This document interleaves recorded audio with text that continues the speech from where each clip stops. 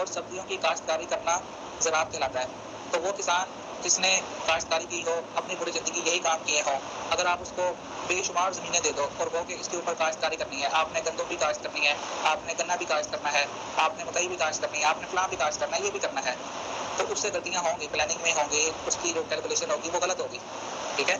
लेकिन अगर हम उस किसान को हटा दें और किसी कोई और इंजीनियर या कोई मतलब क्रिकेटर को ले आएँ, तो वहाँ पे फ़साद पैदा होगा, ठीक है? तो फील्ड क्या है? फल और सब्जियाँ, ज़राअत, तो वहाँ पे किसान भाइयों का ही काम है। तो ये है क्रिकेट। तो यहाँ पर उलमा कराम का काम नहीं है, ना यहाँ पर सियासतदानों का काम है, यहाँ पर क्रिकेटर्स का काम है। और आकिब जावेद एक क्रिकेटर है, उसने सारी ज़िंदगी क्रिकेट खेली है, कोचिंग की है और कलंदर के साथ काम किया है, तो उससे गलतियाँ होंगी। तो जो है ना डोगी, उसको बाहर निकालना है क्रिकेट बोर्ड से, ओके?